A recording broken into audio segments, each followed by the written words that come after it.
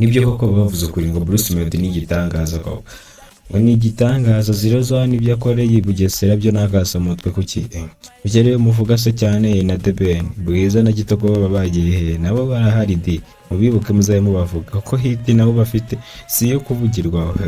Baza abantu bikujije biratangaje. Uburyo Zero Zone yajemo afite convoy y'abamotari bose ba Bugesera biratangaje. Genda gake tubyinjiremo neza. Niwe watanze akazi cyane ku munsi w'ejo ku bamotari bose ba Bugesera. Abamotari mu bundi bagatwara abafana be bose. Abamotari baraje barakukumva ugira ngo se ntibyari bitangaje. Ngo ni Sama County tour amahene. Ni Sama County tour. Ingi ya Bugesera yo yatangaje abantu benshi cyane kuko nibwo Bruce Melody yakoze igitangaza nkuko nk'izina aha abamotari bose hakaze, abamotari bose barana convoy ko nari imeze. Umve ngo Bruce Melody yatanze akazi, dore abafana be bari bishimye kandi yabahaye show nziza.